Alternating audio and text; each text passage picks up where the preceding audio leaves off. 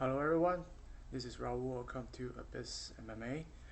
And today we're gonna talk about how to defend a calf kick. So if you haven't noticed, for the past like 2-3 years, starting from Benson Henderson of MMA Lab, the low calf kick have taken the MMA world by storm. They're just destroying champion by champion, contender by contender. Because the biggest problem of low calf kick. So we're gonna go over what low calf kick is and how to defend it today. So, a brief overview of what low calf kick is. So, in the traditional Muay Thai sense, when you throw a low kick, you want to hit it here, right? Use your shin, this part of your foot, or like this part, this one, or this area. Depends on where you are, where your position and your distance is. You want to use the shin to hit their thigh, right? That's why I got thigh low kick. So you want to see the Thai fighters stab and a lower downward chopping kick, right? So like that. However, if the low calf kick in the other hand, what it is it's a very long ranging, just using your instep, which is right here. Let's go a bit closer. Right here. Using this part to just kick the low calf, which is right here. So it's really hard to defend because in the traditional Muay Thai sense, if you trying to lift your knee, trying to defend it, it's still gonna kick through. So if I lift my knee, when they're attacking my calf, so we're gonna land is like the lower part, even less conditioned part of my leg, right here. So it's not really a defending. All you can do in traditional checking sense just can turn into it. But also another problem is the natural curve of the feet. See the 90 angle right here. When you kick through something, it's still gonna penetrate, right? We're using this milk bottle as an example. So if we kick here, you see my feet still making contact at the back of the milk bottle. This is the thigh, the calf, right? So you want to kick here and still making the contact. That's why if you turn it, you can definitely give them more to think because the instep gonna making the contact with the shin. However, the power is still gonna penetrate, right? It's like kicking a soccer ball. You're still gonna penetrate the power, especially when your feet is naturally a little bit going inward, as our human being is. And especially this is more devastating why in MMA is because a lot of people don't check leg kick at all, right? Because the boxing, because the in and out footwork of the MMA so much target, a lot of people choosing to a slightly bladed stance, boxing stance, right? A little bit boxing stance, slightly pivot to a center, but they're still bladed. They're hard to check the leg kick. And another thing is the threat of the takedown. So a lot of people not like Muay Thai, they will use a very high stance. They rather using a very low stance, right? Not like that, but right like that, a little bit lower. So when the takedown comes, they can just sprawl and do whatever they want to defend the takedown. So that's why the calf kick is so lethal nowadays. Usually that calf kick is thrown on the rear leg and just a very long range kick, and it also is way longer, right? If you want to kick with your shin or your instep, it's a few inches longer, right? So we're talking about how to defend it today. So one thing you can do, the first one is like all kick. If you want to do one of the most effective way to defend the leg kick is by take it and strike. So this by the way, this the great portion of this video is inspired by Jack Slack's podcast. Welcome to check out that one as well. I'll give you a link in the description. So what we do is when they throw a calf kick, it's like the Japanese karate Gyakuzuki. So what we want to do, Gyakuzuki is reverse punch, right? So what we want to do is when they kick the calf, you just move in and straight. A little bit further. When they kick and just move in and straight. So sometimes something you can do. This is practiced by Ryoda Machida. So even in the traditional karate sense, when you're doing the reverse punch, you're still turning your shoulder, right? Have that shoulder snap. However, a little bit, but not like all the way here, but rather like that. However, what sometimes Ryoda Machida would do is he was stepping and just punch, right? He would handles a little bit low, always is, and just goes up like a punch right here, right? So rather than coming like that, he would just come up. When he fought John Jones, this is one of the things he did, kind of kick from that side and just come up. And when he come up, he's shifting to another stance and strike with the rear hand, right? He's a southpaw, so he's here and here. You're welcome to check the Google to YouTube to search the Louis Machida signature move, which is produced by the UFC official account, and it will explain one of the exercises is a counter, right? So what we're gonna do is move in and just strike, right? However, another problem is pointed out by Jack Slack is the low side, this low kick, calf kick. When you kick, it's basically a foot sweep. If you want to go in, you do that. Sometimes your foot gets sweep away, and you will fall, and you will end up in the bottom position, which is not ideal in MMA.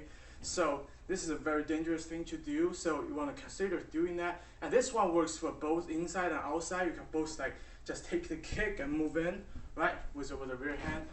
Another thing you can do is for the inside. So this is one of the inside Muay Thai counter to the kick. So when they come in the kick from that side, you can time it. So what you want to do is, since the kick is coming this way, you time the kick, and when it's kicking your calf, you just step this way and just counter to kick their kicking leg, right? So when they counter this way, you step and his feet is here and just kick the kicking leg, right?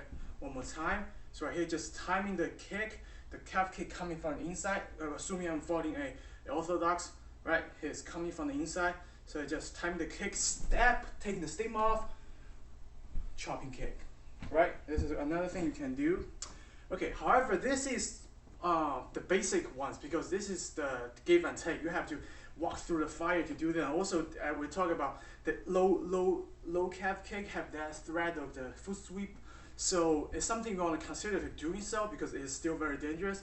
So another thing you can do, this is also pointed out by Jack Slack, is you can raise your knee, right?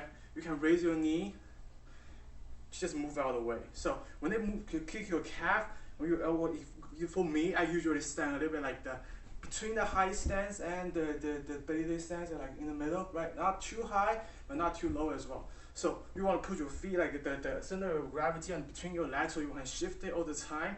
So when they kick, you want to shift to the bad leg, and you don't want to raise it. When we talk about raise it, it's just gonna kick the foot. It's still gonna hurt. What you want to do is just right. You can make it to the heel, to your butt, and you don't even need to like make the contact with the shin. This is not the check. Just avoid it, right? Just you don't even need to raise it all the way to your butt, but just enough to time. You have to see how low on the distance and the height they're kicking, just enough to get away from that. So on one side like that, I'm gonna time it, right? So when they kick the low calf kick, they're gonna miss, and you can counter. So naturally, when you can do that, counter you can do is just slap the step to the left and straight, right? You can that and straight or overhand right. However, there's one thing I find out really fun to do what it is. So have you noticed what's this position usually come up with? Have you remember someone from Canada? GSP, right? So when GSP is throwing that Superman jab, he will do something like that. He will fake a kick, just raise the leg, make it super tight, and just punch, right, and follow with the leg kick. So in the front, it's look like this. It's just what GSP will do is from the side, right? So when you're defending a leg kick, just from the side, and if you raise like that, so you want to counter right away. So you want to make your body tight, because it's like a spring. You want to express your out, and that's why I call it Superman punch. You want to express your body out, so you want to make it a little bit tighter.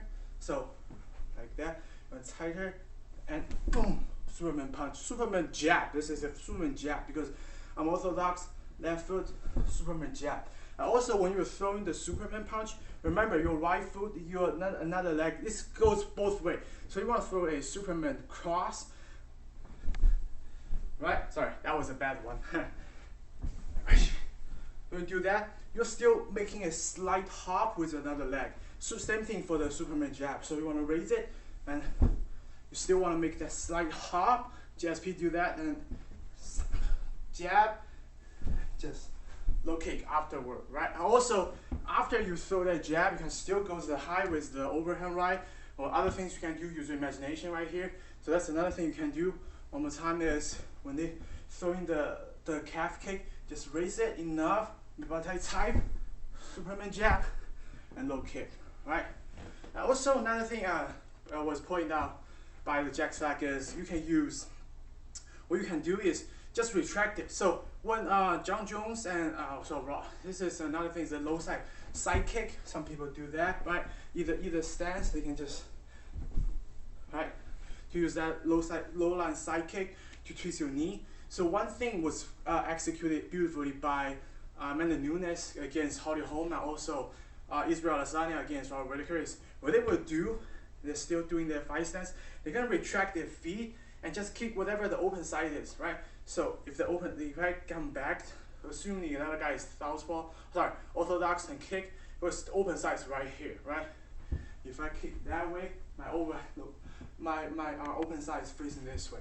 So when you come back, I just retreat my leg and just go high, right?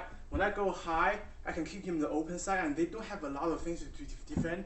If you look at the motion of a calf kick, very slow.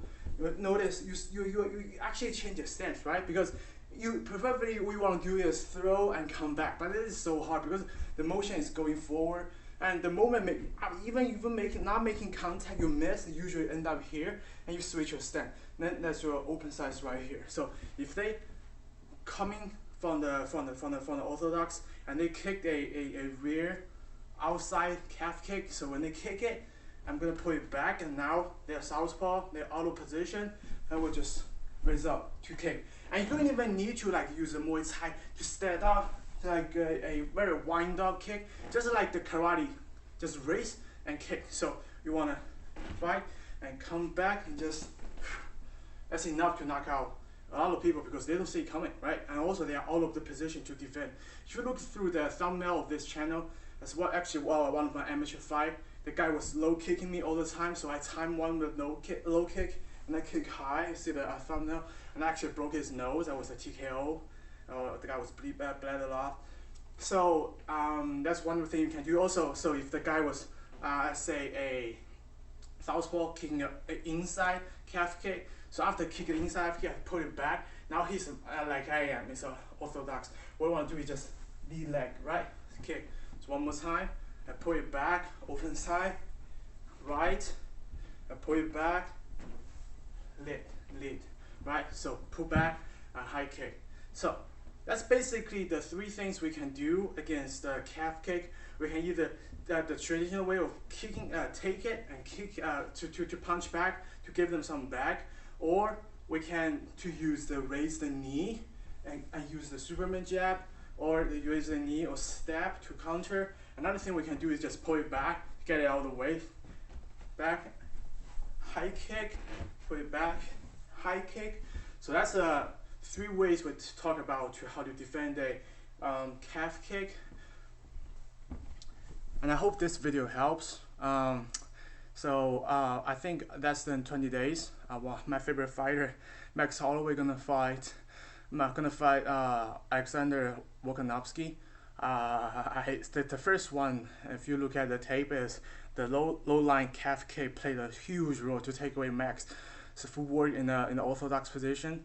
So I think what Max need to figure out something to deal with the low line calf kick. I don't know if he gonna see this video or not, probably not. But I sincerely hope he does find some way to do it. Nothing against Alexander Volkanovski, great fighter, city kickboxing, best academy in the world. And so yeah, so that's a few ways to defend the calf kick. Calf kick is very tricky, but this and I think everybody, like if you look at right now is June 11th, 2020. Every UFC podcast is talking about how calf kick have changed MMA world, and people are not offering a lot of solutions how to defend them. But I personally don't believe there's any puzzle unsolvable to say, you know. So I think there are things you can do. Even the greatest challenge have a great answer. So I think I have given like 3 ways to do it, and there are more ways to do it. You're welcome to comment below, tell me what else. And I'm a student. I want to be a student of the game. I want to learn from everybody as well. So that's what I have to offer for how to defend a calf kick. And I hope everyone be safe at this chaotic time. And sending peace from Columbus.